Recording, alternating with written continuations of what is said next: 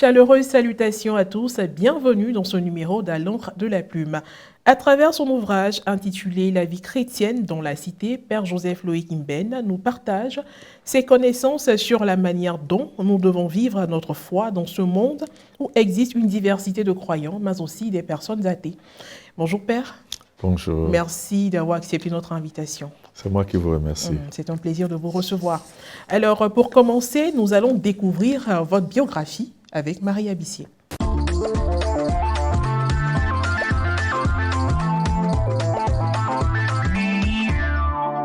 Joseph Loïc Mben est un prêtre jésuite d'origine camerounaise, né le 29 juin 1976 à Neuilly-sur-Seine en France. Fort de plusieurs diplômes dont une licence en théologie sacrée obtenue en 2010 à l'université de Santa Clara aux USA et son doctorat en éthique sociale. Sa formation académique s'est enrichie par un certificat d'apprentissage d'enseignement et un autre en droit de l'homme et relations internationales obtenu au Boston College des États-Unis. À côté de cela, son parcours professionnel a été meublé par plusieurs années d'enseignement depuis 2005 jusqu'à présent, aussi bien dans les collèges que dans des universités. Enseignant-chercheur à l'Institut de théologie de la Compagnie de Jésus ITCJ à Abidjan, le Père Joseph enseigne la bioéthique et l'éthique sociale. En 2018, il a fait ses premiers pas dans l'administration en tant que directeur de l'école de formation théologique et spirituelle ECOFOR. Il est aussi responsable de la formation des laïcs à l'ITCJ. Père Mben est l'auteur de plusieurs articles et revues. Depuis janvier 2019, il est le rédacteur en chef de la revue des professeurs de l'ITCJ, Canien. Il a par ailleurs dirigé un collectif sur Jean-Marc Ella, intitulé Jean-Marc Ella et la recréation de l'Afrique, nouvelle piste de lecture en 2019, et un autre intitulé L'engagement sociopolitique de l'Église Famille de Dieu qui est en Afrique en 2020. Il a publié A Joint African Perspective on Christian Social Ethic, Empowering Disempowered Working Women in Cameroon 2021. Il est vicaire dominical à la paroisse Saint-Philippe d'Abobo-Sagbe depuis septembre 2018.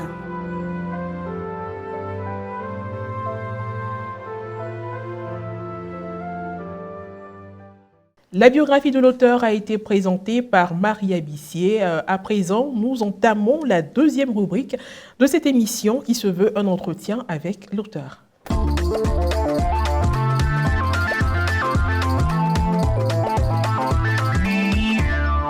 Décrypter l'ouvrage tant au niveau de la forme que du fond est le but de cette articulation. Débutons dès à présent l'entretien avec l'auteur. Alors, mon père, pourquoi l'enseignant que vous êtes a décidé d'écrire cette œuvre qui reste dans la ligne droite, donc dans la dynamique de la formation? Oui, merci. Il y a deux motivations principales. La première motivation, c'est de dire il faut vulgariser l'enseignement social à l'Église. L'enseignement social à l'Église, c'est un ensemble de documents qui est produit par le pape, la curie romaine et les évêques. Et ce sont de très bons documents qui fournissent en fait des principes et des orientations sur comment nous pouvons vivre justement en société comme chrétiens et rester fidèles au Christ. Mais malheureusement, souvent ces documents ne sont pas trop connus du grand public et des chrétiens en particulier. Ça, c'était la première motivation. La seconde motivation, c'est simplement notre expérience chrétienne.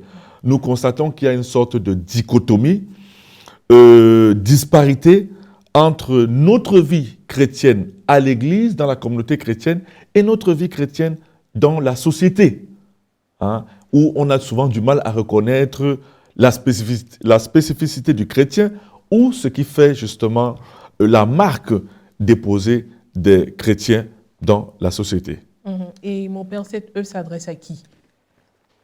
Cette œuvre est destinée aux chrétiens en général, parce que généralement les documents qui sortent de Rome parfois sont un peu difficiles à décrypter pour des chrétiens ordinaires qui n'ont pas un background philosophique ou théologique.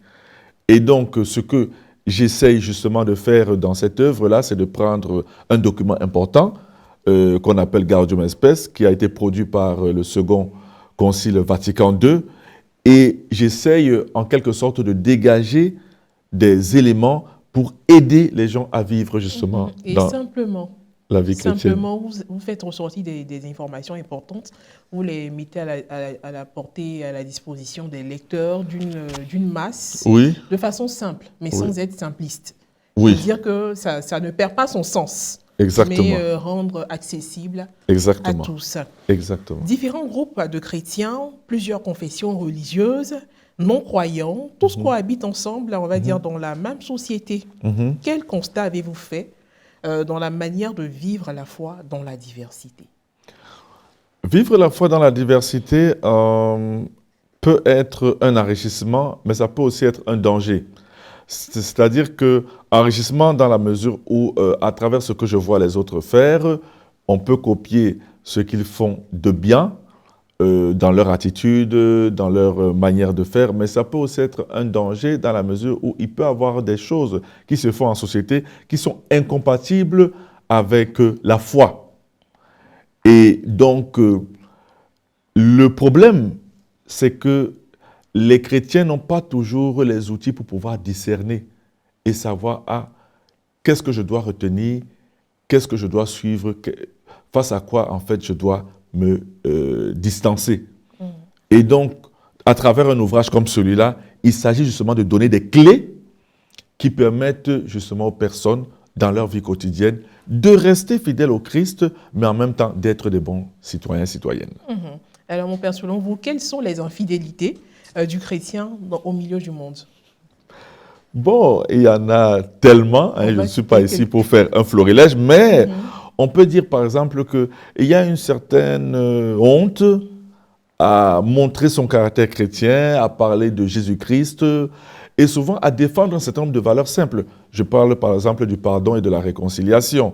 C'est-à-dire que dans un monde où on prêche la vengeance, généralement c'est difficile pour le chrétien de parler par exemple du pardon. Dans un monde où c'est la violence qui domine, là où le Christ dit « heureux les doux », c'est quelque chose qui ne passe pas. Dans un monde où c'est la richesse et le pouvoir qui dominent, lorsque le Christ parle de détachement, ce sont des choses qui nécessairement justement ne sont pas faciles à accueillir. Et même pour nous-mêmes, sommes-nous même convaincus de cet enseignement justement de Jésus-Christ. Donc c'est déjà aussi des lieux comme ça d'infidélité qu'on peut constater. À présent, mon père, nous allons braquer nos regards sur la première de couverture pour nous référer aux éléments que nous voyons. On voit d'abord déjà, on va dire, Amagnéfé. Amagnéfé en langue locale du Sud et tout ça. On s'imagine que c'est bonne nouvelle. Oui. Et juste à côté, on a l'image de la kora. Oui. Un instrument de musique, alors que ce n'est pas une œuvre musicale. Est-ce que vous pouvez nous expliquer un peu voilà, le sens de ce que nous voyons sur la première de couverture? Évidemment, sans d'abord entrer dans le titre, oui, la collection Amagnéfé, donc bonne nouvelle, vu qu'elle est éditée justement en Côte d'Ivoire, on voulait justement avoir un titre qui, pour la collection, qui traduit justement l'enracinement de notre collection dans la société ivoirienne. Et nous savons que la kora, un instrument traditionnel justement en Afrique de l'Ouest, et surtout qui a été popularisé par les moines de Cœur Moussa dans la communauté chrétienne, qui justement sert à sortir les bonnes sonorités et des sonorités mélodieuses qui nous permettent justement de prier et de nous mettre en présence de Dieu. Et à travers justement cette collection, nous donnons la bonne doctrine, mais nous la fournissons justement aux personnes ordinaires. C'est pour ça que ça s'appelle Bonne Nouvelle. La bonne nouvelle qui est proclamée à qui? Aux nations, qui est proclamée aux chrétiens. Maintenant, le titre de l'œuvre qui est bien écrit, on va dire en grand caractère, Oui. La vie chrétienne dans la cité. Qu'est-ce qui vous a inspiré ce titre-là? Vous voyez, si on dit la vie chrétienne tout court, les gens ne vont pas se poser de questions. Nous savons en quoi la vie chrétienne consiste. Mais quand on dit dans la cité, ça dit que c'est très spécifique. Vous pouvez remplacer cité par société. Et là, directement, on commence à comprendre société, que... ça passe partout. Donc, voilà. cité. Voilà la cité pour dire que un ensemble politique, une communauté de personnes qui est organisée, dirigée et qui n'est pas nécessairement un cadre religieux. Ouais. Donc, c'est tout ça que Cité, en fait, regroupe. C'est en fait la vie chrétienne, je ne veux pas dire en dehors de l'Église, mais en dehors, justement, des sanctuaires religieux. Comment est-ce qu'elle doit se vivre? Et c'est ça, en fait, l'idée. Parce que c'est vrai que nous allons dans les sanctuaires pour prier, nous allons dans les églises pour prier, mais l'essentiel de notre vie se passe en dehors de ces cadres-là. Et donc, lorsque nous sommes en dehors de ces cadres-là, nous devons continuer à être chrétiens, nous devons continuer à témoigner du Christ. Et comment le faire? Et c'est donc pour ça, justement, que ce titre-ci, justement, permet de capturer l'intuition fondamentale de l'ouvrage. Alors, il n'y a pas que le titre, hein. Vous avez appuyé ce titre-là d'une question. Comment vivre fidèlement comme chrétien au milieu du monde? Quel est le rôle de cette question? Cette question permet de situer le problème qu'il y a derrière. C'est-à-dire que comment est-ce que je reste fidèle à Jésus dans un environnement où tout le monde nécessairement ne croit pas en Jésus-Christ, dans un environnement qui n'épouse pas nécessairement les valeurs de Jésus-Christ à 100%. Et donc, face à ça, il peut y avoir un combat qui se passe, un combat intérieur, un combat extérieur, et il faudrait que je sache, en tant que chrétien, comment est-ce que je dois me situer. Et nous avons bien évidemment le nom de l'auteur, Joseph Loïc Mben. Oui. Il est père jésuite. Donc, si vous voyez SJ, c'est pour dire qu'il est père jésuite. Et également, nous avons la présence de l'identité visuelle de la maison d'édition qui n'est autre que Presse de l'ITCJ. Exactement. Voilà. Exactement. Du coup, il est enseignant et tout ça. Voilà. Alors, mon père, il n'y a pas que des écritures, également des couleurs, notamment la couleur verte, la couleur blanche. Quel est le sens de ces couleurs-là, leur présence sur cet ouvrage? Je pense que le vert, dans notre tradition catholique, a un sens assez particulier. C'est la couleur de l'espérance. Le vert fait penser à quelque chose qui bourgeonne et qui est en croissance et qui doit arriver à une certaine maturation, une certaine maturité. Et je pense que c'est aussi cela. C'est un peu comme cette graine-là qui est semée et qui est appelée à bourgeonner. C'est peut-être comme ça aussi que nous voyons ce que nous faisons là. Le blanc, nous le connaissons. Peut-être la Renaissance. Justement. Justement, cette couleur justement de la nouvelle naissance en Jésus-Christ. Et peut-être ici de dire, justement, nous nous situons dans cette idée de vivre notre vocation baptismale. Vous voyez toutes les informations que renferme la première de couverture. Certainement que ça vous donne envie de vous plonger dans l'œuvre. Sans plus tarder, mon père, nous allons nous intéresser au fond de cet ouvrage. Alors, créé à l'image de Dieu, un pécheur. Être incarné, social, appelé à la gloire. Avec ce que nous venons de relever, expliquez-nous votre perception de l'homme. L'homme, d'après le regard de foi qu'on a, n'est pas simplement un être fait de chair et d'os que nous voyons. C'est un être divin. C'est-à-dire que la source de l'être humain se trouve en Dieu. Et c'est cela que j'affirme ici. L'anthropologie chrétienne, qui est traduite justement par l'ouvrage Gaudium et Spes et par ce livre qui reprend ces idées principales, c'est de dire l'être humain est un être divin voulu par Dieu. Mais lorsque nous disons qu'il est divin, c'est un être de chair. Ce n'est pas pour rien que même notre Seigneur, le Verbe éternel, a pris chair. Nous sommes des êtres incarnés dans des environnements précis, et c'est justement parce que nous sommes des êtres de chair, dotés de corps, que nous pouvons justement rencontrer, faire l'expérience de Dieu, mais aussi entrer en contact les uns avec les autres. Mais nous ne sommes pas seuls. Et ça, c'est aussi un élément très important dans la vision catholique de la personne, c'est que nous sommes des êtres sociaux. Nous naissons à l'intérieur de la société, et d'ailleurs, dès l'origine, c'est ce que Dieu a voulu. Hommes et femmes, il les créa. Genèse 2 nous dit, il n'est pas bon que l'homme soit seul. Donc, nous sommes des êtres sociaux, et c'est à l'intérieur de la société que nous sommes capables de nous épanouir. Nous sommes capables de nous épanouir. Mais une fois qu'on a dit ça, nous sommes appelés à la gloire. Pourquoi? Parce que finalement, le Christ, en mourant sur la croix, nous destine à un avenir glorieux. Nous disons que nous croyons à la résurrection de la chair.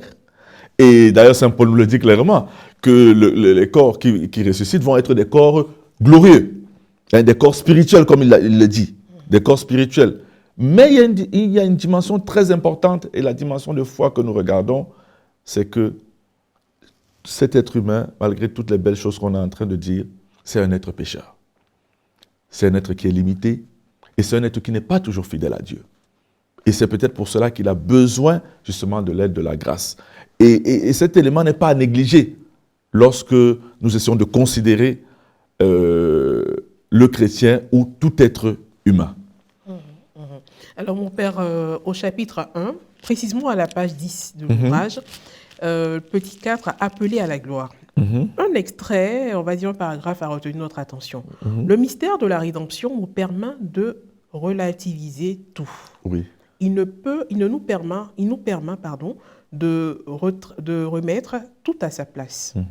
Il ouvre en même temps sur l'espérance et l'avenir face aux situations les plus désespérées.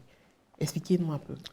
Oui, lorsque nous disons que la rédemption, nous faisons allusion à quoi? Nous faisons allusion au mystère pascal. C'est-à-dire que la passion, la mort et la résurrection de notre Seigneur Jésus-Christ. Et nous disons qu'à partir de ce mystère-là, nous relativisons toutes choses créées. Et qu'au fond, les choses créées ou les êtres créés ne sont pas des fins en elles-mêmes. Et donc, elles ne peuvent pas être absolues. C'est pour ça qu'elles deviennent quoi? Relatives. C'est pour ça qu'on dit à partir de là, nous relativisons tout parce que nous réalisons qu'il n'y a qu'un seul absolu. C'est Dieu. Mais il nous ouvre sur l'espérance parce que comme nous le savons, l'expérience est difficile. Nous connaissons des hauts, mais nous connaissons aussi des bas. Nous faisons face à des épreuves terribles. Et parfois, on peut désespérer. On peut se décourager. Mais lorsque nous sommes confrontés justement au mystère pascal, cela nous nourrit d'espérance que ce que nous vivons actuellement n'est pas le dernier mot. Donc, il nous ouvre vraiment à l'espérance et à l'avenir, justement, et nous permet finalement de tout remettre à sa place. Ce que je vis maintenant, oui, c'est peut-être important maintenant, mais ce n'est pas la fin de l'histoire. Ce n'est pas le dernier mot. Hein. C'est certes peut-être important pour moi en ce moment, mais ça ne le sera pas dans 50 minutes, ça ne le sera pas dans 10 jours, ce ne sera pas dans 5 ans, ce ne sera pas dans 10 ans. En parcourant l'ouvrage du premier au deuxième chapitre, votre réflexion passe de l'humain à son environnement. Selon votre compréhension, l'homme et son milieu de vie ont une origine divine. L'être humain est appelé à interagir, on va dire, avec son semblable dans la société. Comment se présente la société comme voulu par Dieu? Déjà, il faut dire que le monde tel que Dieu l'a voulu, il est bon. D'ailleurs, on dit Dieu vit ce qu'il avait fait et cela était bon. C'est ce que le premier chapitre de la Genèse ne cesse de nous répéter. Que Dieu, lorsqu'il finit de créer, il crée les jours, il crée la terre, il met les animaux, il crée la végétation, il regarde tout ça et il voit que c'est bon. Donc déjà, il y a cette posture optimiste vis-à-vis du monde en général et de la société humaine parce que c'est Dieu qui a voulu la société humaine. Dès le départ, il crée un couple. Il ne crée pas des singletons. Donc, nous sommes appelés à interagir. Et si Dieu a voulu la société, c'est que c'est un cadre essentiel pour nous. Et ce n'est pas quelque chose qui se surajoute. Maintenant, lorsque nous prenons la société, on peut la considérer en elle-même. On peut considérer la société comme organisée. Là, on va parler de la communauté politique, la nation, l'État, etc., etc. Et une intuition très importante que l'Église catholique a depuis les origines, c'est que l'État est limité. L'État est là pour servir le bien commun. Et s'il sort de cette prérogative-là, il est dans l'abus. Et ça, c'est très important. Mais aussi, l'Église réalise que, ok, je peux vivre dans un État, je peux vivre dans une communauté, mais cette communauté elle-même n'est pas isolée. Elle est en contact avec d'autres nations, d'autres communautés. Donc il y a une sorte aussi d'interdépendance et qui appelle à plus de justice dans les rapports entre les nations. Nous savons aujourd'hui tous les débats qu'il y a concernant par exemple les rapports de l'Afrique avec certaines parties du monde, qui sont des rapports historiquement compliqués, disons-le simplement comme ça. Et justement par rapport à ce genre de situation, l'Église en appelle par exemple à plus de justice et que certaines parties du monde cessent justement d'exploiter d'autres parties du monde Parce que, en fait, toute l'humanité, parce que c'est ça aussi la grande intuition, c'est que toute personne a droit au bonheur et que toute personne doit être épanouie. Donc ça, c'est un aspect. L'autre aspect aussi qu'il faut noter, c'est la question de l'activité humaine. Et ici, on peut voir deux aspects. On va voir d'abord deux dimensions. Première dimension, la culture. Quand on dit la culture, bon, nous allons penser à nos cultures traditionnelles, mais il faut aussi penser à la culture moderne. La culture de l'Internet, la culture de l'ordinateur, l'éducation, l'instruction, la science, tout ça. C'est tous ces éléments, en fait, qui forment la culture. Et la culture est quelque chose d'irremplaçable dans la vie de la personne humaine. Il n'y a pas une personne sans culture. Et c'est quelque chose qui nous structure profondément. C'est inhérent, utilisons ce mot-là, à nous. Mais il y a aussi la vie économique. Voilà, nous devons vivre, n'est-ce pas? Nous devons travailler. Et là aussi, c'est très important, c'est que l'Église rappelle. Parce que quand vous voyez dans l'économie, on va vous parler du capital, la propriété et le travail. Généralement, on va mettre le capital avant. Mais l'Église dit non. C'est le travail qui vient avant parce que le travail, c'est l'élément en fait humain. C'est l'élément subjectif. C'est ça qu'il faut promouvoir. La personne du travailleur doit être au centre du système économique. Donc c'est la personne. Qu'est-ce que l'économie fait de la personne? Qu'est-ce que l'économie fait pour la personne? C'est ça qui est important pour l'Église. Et donc, des éléments tels que le capital ou la propriété vont venir bien après. Et d'ailleurs, lorsqu'on regarde des éléments comme le capital, on va s'interroger. Où sont faits les investissements? Où sont faits les investissements? En faveur de qui est-ce que cela est fait, etc., etc. Et lorsqu'on pense à la question de la propriété, on va penser à la terre, mais il faut aussi penser à la propriété intellectuelle. Et nous savons aujourd'hui le fameux problème des transferts des technologies, toutes ces questions qui se posent en fait, des questions très vastes, mais des questions essentielles. Mais ça ne s'arrête pas là. Nous avons parlé du péché au niveau individuel, n'est-ce pas? Il y a aussi le péché au niveau social. Très bien, donc parlez-nous donc de ce péché-là qui marque la vie sociale. Oui, c'est vrai que lorsque les gens pensent du péché social, ils se disent, mais comment ça? Le péché au niveau de la société pêche. Je dis, il y a ce que le pape Saint Jean-Paul II appelle les structures de péché. Et le péché social, vous voyez, c'est un péché qui nous influence parce qu'il nous pousse à commettre d'autres péchés. Prenez par exemple la corruption. La corruption, c'est une tare sociale qui est là, c'est un péché social. C'est même presque comme un réflexe que quand les gens sont dans certaines situations, il faut faire la corruption. Il faut faire la corruption. Et vous voyez que le péché social a ceci de particulier que lorsqu'on essaye de penser au péché social, il faut penser en fait au péché comme une maladie. Et vous voyez comme une sorte d'épidémie. Nous connaissons la Covid, Ebola et tout ça là. Donc vous pouvez un peu voir que lorsqu'une personne est atteinte, elle contamine les autres. Bien sûr. Parce que quand vous voyez par exemple, nos péchés ont des conséquences sur les autres. C'est-à-dire que ça affecte les autres. Rien que déjà ça, il y a une dimension sociale déjà à ce péché-là. Mais il y a des péchés communautaires que l'on fait subir, par exemple, à d'autres personnes. Par exemple, des questions par exemple, de discrimination. Qu'on va être discriminé simplement parce qu'on est telle personne et que simplement parce que vous êtes X ou Y, quelqu'un en vous regardant va estimer que, par exemple, vous voyez des questions telles que parlons du racisme, du tribalisme, qui sont des dimensions du péché social, ou parce que vous êtes de telle région, tout ceci, cela, quelqu'un estime qu'il doit vous traiter d'une certaine manière. Donc, voilà autant de visages que peut prendre justement ce péché social. Voilà. L'amour de Dieu et du prochain, la justice, ne sont-ils pas des valeurs qui guident déjà les chrétiens? Pourquoi une insistance à ce sujet-là? Au chapitre 3, vous faites une insistance sur ces valeurs. Oui, ce sont des valeurs essentielles. D'ailleurs, quel est le premier commandement avait demandé le scribe à Jésus. Et Jésus lui dit, voilà, tu aimeras le Seigneur ton Dieu et tu aimeras ton prochain comme toi-même. Souvent, les chrétiens disent, mais vous nous parlez tous les jours de l'amour. On est fatigué d'entendre l'amour. Mais pourtant, lorsqu'on regarde, les gens n'aiment pas dans leur vie.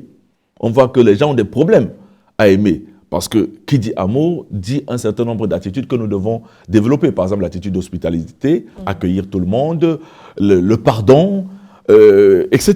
Donc nous voyons que vivre cela au quotidien n'est pas toujours évident. Quand le Christ nous dit aimer nos ennemis, nous tous nous sursautons. Et pourtant, qui dit l'amour du prochain, dit aussi l'amour des ennemis. Donc c'est important de revenir sur ces valeurs-là. Parlons de la justice.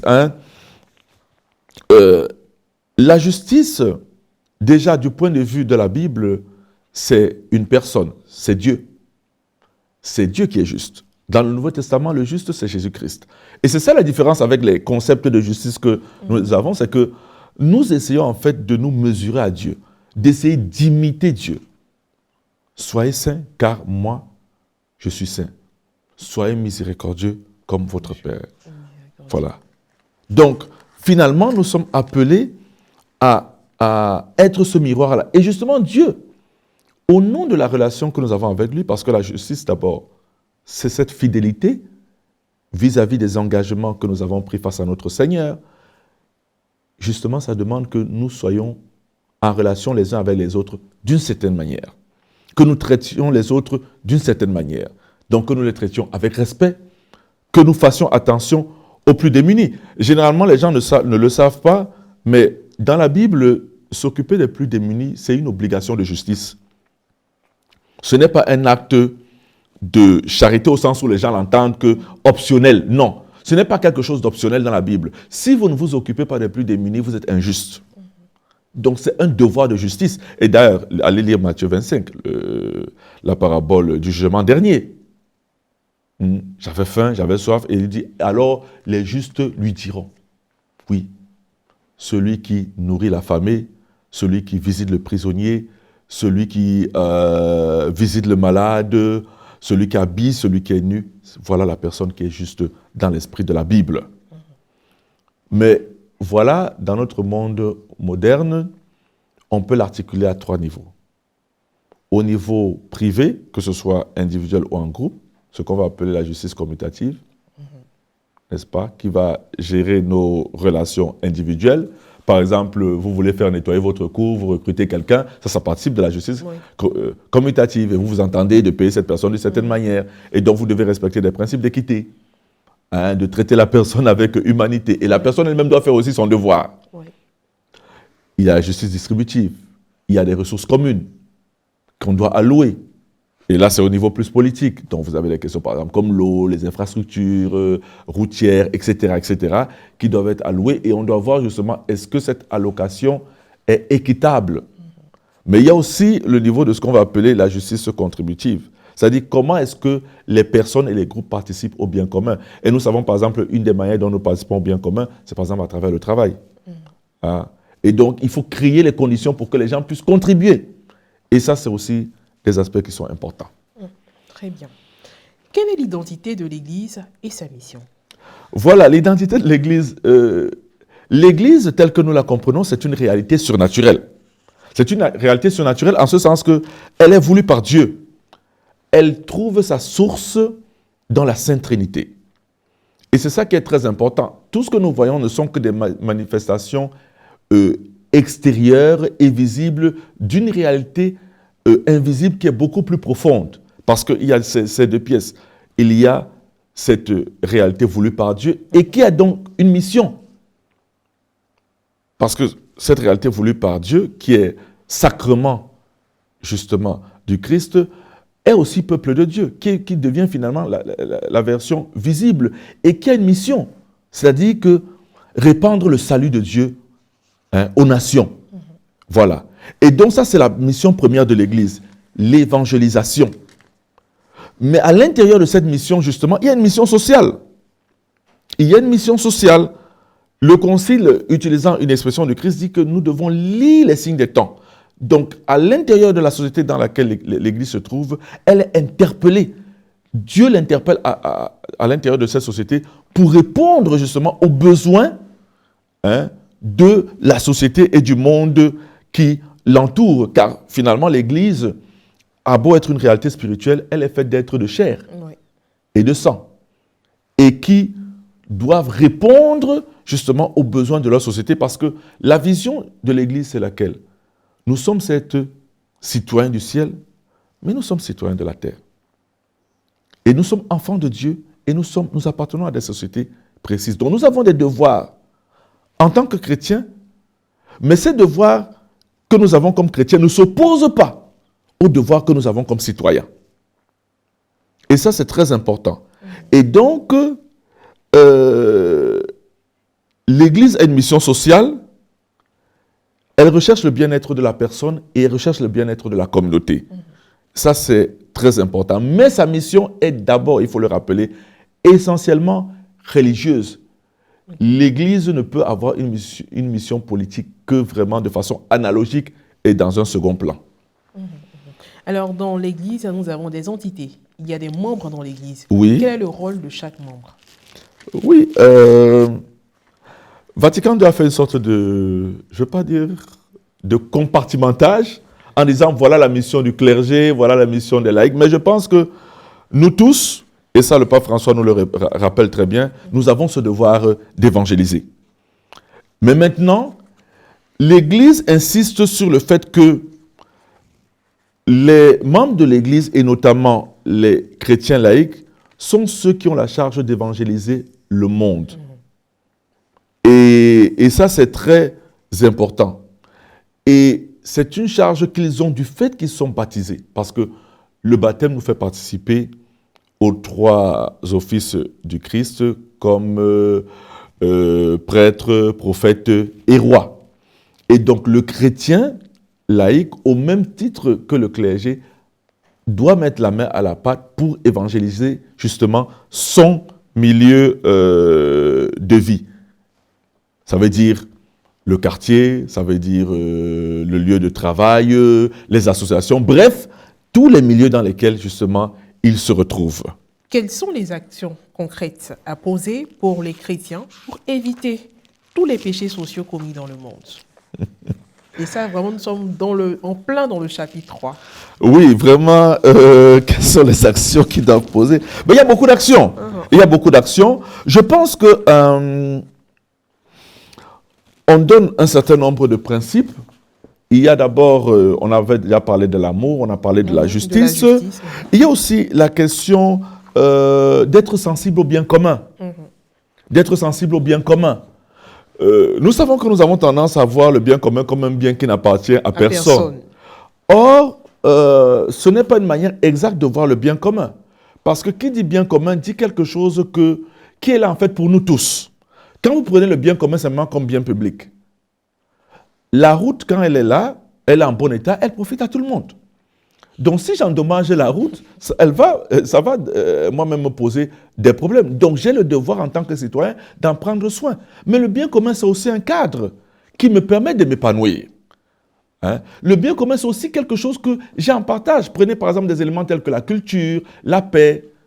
La culture, c'est un bien commun. Hein? Vous partagez par exemple une langue avec vos proches. Nous partageons tous ensemble un environnement pacifique. Nous partageons des infrastructures, nous partageons un certain nombre de choses. Et nous savons que, justement, nos destins sont liés. Donc, je pense qu'il y a déjà là un lieu que j'ai repéré. Mais il y a aussi la question de solidarité. Nous devons être solidaires. Et nous savons que dans nos sociétés, la solidarité, généralement, s'arrête à la famille, s'arrête aux amis, etc. Et l'enseignement social de l'Église dit non. Nous devons aller au-delà justement de ça. Si nous disons que nous sommes à l'intérieur d'une société pluraliste, ça veut dire qu'il y a des gens qui ne sont pas nécessairement du même background que moi, que ce soit religieux, que ce soit ethnique ou autre. Et donc si je dis que je suis solidaire de leur sort. Ça dit que je dois persévérer parce que la solidarité telle qu'elle est comprise, c'est-à-dire que c'est cette persévérance de promouvoir justement le bien commun. Et quand on dit bien commun, ça veut dire le bien de tous. Et donc j'ai ce devoir comme chrétien d'être justement solidaire de tous. La paix aussi. Hein? La paix. La paix, la paix, j'en viens, la paix. Mais quand nous disons la paix, justement, nous sommes conscients que le Christ nous demande un certain nombre d'attitudes. Et nous voyons dans le sermon sur la montagne, il y a des attitudes même intérieures, des prédispositions qui font que nous ne devons pas, par exemple, insulter, nous ne devons pas vouloir nous venger lorsque les gens nous ont fait du tort, etc., etc. Et donc, la paix, dans la vision de l'Église, c'est vraiment ce vers quoi tout temps. Et nous savons que socialement, s'il n'y a pas de paix, il ne peut rien se construire. Mais attention, justement, il y a un certain nombre d'éléments dont nous avons besoin dans la société pour avoir la paix, n'est-ce pas? Par exemple, il faut un gouvernement fonctionnel, n'est-ce pas? Il faut respecter les droits des uns des autres. Il faut une distribution équitable des ressources. Il faut un faible taux de corruption. Il faut des relations de bons voisins, etc., etc. Et vous voyez que quand on regarde comme ça, la paix maintenant devient comme un projet, un défi. Car ces conditions ne sont pas toujours réunies dans le présent. Mais ce n'est pas parce qu'elles ne sont pas réunies dans le présent. Justement, nous, comme chrétiens, nous devons nous battre pour faire en sorte que ces relations puissent, ces conditions puissent advenir. Par exemple, on parle d'un faible taux de corruption. Qu'est-ce que je fais, moi, comme chrétien, pour justement éliminer la corruption, justement, de mes habitudes et de mon comportement? Donc, voilà, je dirais, des premiers champs. J'aurais pu aussi parler un peu de la participation. Vous voyez, vous savez, la participation se situe à plusieurs niveaux. On a une participation économique, c'est à travers son travail. Et là, il faut s'assurer justement que le travail est bien rémunéré, que soi-même on travaille avec compétence et sérieux. Mais il y a aussi la participation politique. Et le premier élément de la participation politique, c'est quoi? C'est le droit de vote. C'est le droit de vote. Et on constate que certains chrétiens, en fait, se désengagent un peu politiquement. On ne demande pas à tout le monde d'entrer dans un parti politique ou de chercher à devenir maire ou député. Mais ce qui se passe dans la société nous concerne. Et lorsque nous disons qu'on ne s'inscrit ni sur la liste électorale et qu'on ne vote pas, ça veut dire que quelque part on se désengage, c'est une manière de se désengager de la vie de la cité. Alors ici, à la page 31, nous avons l'option préférentielle pour les pauvres. Oui. Mon père, qui est le pauvre? Le pauvre, quand vous prenez la Bible, le pauvre, il est presque partout. Mais le pauvre n'est pas simplement la personne qui n'a pas suffisamment de moyens du point de vue économique et financier. Mais le pauvre, c'est toute personne en fait qui est vulnérable. Rendue vulnérable soit par la maladie, rendue vulnérable soit par les situations de la vie. Par exemple, une veuve, un orphelin vont être considérés comme pauvres parce qu'ils n'ont pas de protecteur légal. Donc, la pauvreté, en fait, va regrouper plusieurs situations à l'intérieur de la Bible. Et quand nous regardons la Bible, nous voyons quoi? Que Dieu fait des choses qui nous surprennent. Nous, en tant qu'humains, il prend le côté du faible par rapport au puissant. Il prend le côté du cadet par rapport à l'aîné. Vous voyez que, par exemple, presque partout, il préfère le cadet à l'aîné. Ça commence avec Caïn et Abel, et nous savons comment ça se finit. Nous voyons avec Ésaü et Jacob, nous voyons avec Ismaël et Isaac, et on peut continuer comme ça à l'infini. Hein? Dieu qui préfère le cadet. Et nous voyons justement que l'attention aux pauvres est un baromètre de notre relation avec Dieu. Comment est-ce que nous traitons les plus faibles? Comment est-ce que nous traitons les plus vulnérables dans notre société? Moi-même, en tant qu'individu, je dois m'interroger quel est mon rapport avec les plus faibles, les plus vulnérables. Et je crois que c'est cela qui nous est rappelé. Justement, je voudrais quand même préciser une chose. C'est que lorsque nous parlons d'options préférentielles pour les pauvres, ça signale des priorités, pas des exclusions. C'est-à-dire qu'on ne veut pas dire que non, les riches et les autres sont exclus. Mais vous voyez, c'est un peu comme à la maison, vous avez un enfant qui est moins dégourdi que les autres, vous allez mettre un peu plus d'énergie sur cet enfant, un peu plus de temps, pour lui permettre en fait de remonter la pente pour qu'il soit comme les autres. Mais ça ne signifie pas que vous n'aimez pas les autres ou que vous n'en prenez pas soin. Vous voyez. Et c'est un peu comme ça qu'il faut voir cette option préférentielle pour les pauvres, c'est-à-dire que aider ceux à qui la vie n'a pas donné la chance de pouvoir justement se relever pour être au même niveau que les autres. Être au même niveau que les autres. Et c'est de ça dont il s'agit. Mon père, que devons-nous retenir de chaque chapitre? Nous n'irons pas très loin. Nous avons une œuvre, voilà, et tout est bien spécifié au terme de chaque chapitre.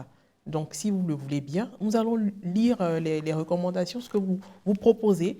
Donc, pour le chapitre 1, déjà, ce que nous devons retenir du chapitre 1. Voilà. Pour le chapitre 1, ce que j'ai dit, on retient quoi? L'être humain est une créature divine. Il doit être respecté. Il est un être incarné, c'est-à-dire qu'il est concret et situé dans un environnement. Il est social, il est pécheur et il est appelé au salut final. Très bien. Nous rappelons que le chapitre 1 s'intitule « Qu'est-ce que l'humain dans une perspective chrétienne ?» Chapitre 2 « L'être humain et son environnement ». Dans le chapitre 2, ce que nous pouvons retenir, c'est que le monde est créé par Dieu et qu'il est bon à la base. La société est une réalité voulue par Dieu. L'État est au service du bien commun. Il faut une action concertée au niveau mondial pour promouvoir le bien commun. Que l'Église, en fait, a une vision positive des progrès au niveau humain, Église en faveur de la science, et que finalement, l'activité humaine, qu'elle soit culturelle ou économique, doit être au service des personnes. Mais il faut se rappeler aussi, et ça c'est un dernier point aussi à retenir, que même au niveau social, il y a la question du péché. Et nous rappelle justement que c'est pour ça qu'on a des injustices et qu'il faut travailler à remédier à cela. Et enfin, le chapitre 3, l'action concrète des chrétiens ou chrétiennes dans la société. Justement, cette action concrète, tout d'abord, la mission des chrétiens se situe dans celle de l'Église. Et chaque fidèle participe à cette mission en vertu de son baptême. Et les fidèles laïcs jouent un rôle important dans la mission du Christ et dans la mission de l'Église. Et chaque chrétien, chrétienne est à la fois citoyen du monde, mais aussi membre de l'Église. Et la valeur suprême qui doit les guider, c'est l'amour. Évidemment, il y a beaucoup d'autres valeurs à côté de l'amour que nous devons développer, mais là, c'est vraiment la valeur centrale qui irrigue toutes les autres. Et les champs d'action dans lesquels nous devons nous exprimer sont tellement nombreux. L'essentiel, c'est quoi? Le Christ nous dit, nous devons amener l'Évangile aux confins de la terre et être ses témoins aux confins de la terre. Bien, mon père, dites-nous, après cette œuvre, cet ouvrage, on a envie de dire cette pépite d'or, parce que c'est vrai que l'ouvrage n'est pas volumineux, mais renferme beaucoup d'informations, bien pour la vie du chrétien, et même ceux qui veulent apprendre aussi à marcher pour devenir chrétien, pourquoi pas. Alors, est-ce qu'on doit s'attendre à d'autres ouvrages à l'avenir pour nous parler un peu de vos projets concernant la vie, la carrière d'écrivain? Oui, je travaille sur plusieurs projets. De toute façon, concernant Amanien Faye, je le dis même déjà que cet ouvrage est appelé à être le premier d'une série d'autres où on va présenter comme ça des éléments de la doctrine sociale de l'Église. Donc, je rassure déjà les uns et les autres que ce ne sera pas le dernier. Et aussi, dans la collection en général, d'autres confrères travaillent sur d'autres sujets, mais moi-même, je travaille aussi sur d'autres aspects qui touchent, par exemple, la question des femmes. Par exemple, là, j'ai initié une réflexion. Je vais voir, il faut qu'elle mûrisse. Je veux un peu parler de la question de l'argent. Les chrétiens et l'argent.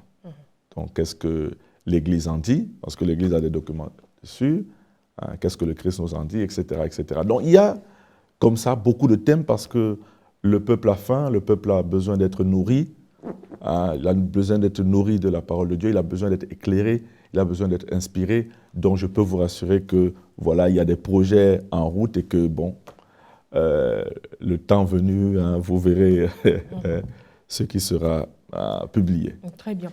Alors, c'est vrai que l'objectif de cette émission, c'est de faire grandir la famille des lecteurs, inciter les personnes à la lecture, à aimer la lecture, mais en dehors de l'écrit, est-ce que vous pensez quelquefois à réunir des personnes pour expliquer, faire des conférences sur de tels sujets? Est-ce que vous pensez à faire peut-être quelquefois des audios? Aujourd'hui, nous sommes à l'ère du numérique. Est-ce que quelquefois, il arrive de faire des vidéos, prendre un thème, une partie de l'ouvrage et puis développer? Bon, maintenant que vous en parlez, ça nous donne des idées. Peut-être penser à développer l'offre. Mais déjà, nous le faisons plus ou moins à travers les formations que nous offrons. Par exemple, à l'ITCJ, nous offrons des formations des laïcs, justement en théologie, qui nous permet, justement, durant ces formations, de parler de ces choses de façon un peu plus approfondie et d'indiquer un certain nombre de choses. Donc déjà là, nous le faisons. Si c'est des conférences, nous avons des conférences que nous organisons. Hein. Il y a même certaines que nous faisons avec l'IGMA. Et puis de temps en temps, il y a d'autres types de conférences où nous invitons justement un grand public à partir des thèmes tirés dans la Bible, mais qui ont un lien toujours avec le vécu concret des gens. Donc ça, nous le faisons assez régulièrement. Et mon père, rappelez-nous, quand est-ce que cette œuvre a été publiée? En quelle année? Cette œuvre a été publiée en 2023. Et voilà. Déjà, une année s'est écoulée. Oui. Est-ce que vous avez eu des retours? Si oui, lesquels? Bon, si on a des retours, généralement, j'ai eu des retours et ils étaient généralement positifs. Les gens ont assez apprécié ce document et j'en suis heureux parce que le travail que nous faisons justement à travers cette collection, notamment à Magninfait, c'est vraiment un travail d'essayer de vulgariser. Vulgariser l'Évangile, mais vulgariser les enseignements de l'Église, vulgariser la doctrine de l'Église pour un très grand public. Hein, on se rappelle la fameuse parole d'Osée que tout le monde aime bien répéter, « Mon peuple périt faute de connaissance ». Nous ne voulons pas que justement notre peuple se retrouve dans cette situation. Nous voulons que notre peuple chrétien soit un peuple nourri et un peuple avisé. Voilà. Et nous aussi, nous tenons à vous faire un retour positif. Nous validons. En tout cas, nous avons eu un échange enrichissant. Merci, mon père. Qu'est-ce que nous devons donc retenir de tout ce que nous avons dit au cours de cet entretien? Ce que nous devons retenir, c'est que la vie chrétienne demande un engagement. Et nous devons nous engager à la suite du Christ partout où nous sommes. Pas seulement dans les églises, mais aussi dans nos milieux de vie, dans notre lieu de travail, pour témoigner de la lumière de l'Évangile. Père Joseph Loïc Imben, merci d'être passé sur ce plateau pour éclairer notre lanterne, pour nous permettre de mieux comprendre toutes ces richesses que renferme cet ouvrage. C'est moi qui vous remercie. Chers téléspectateurs, maintenant nous retrouvons dans la rubrique vitrine Morel Poti pour une sélection qu'il a préparée pour nous.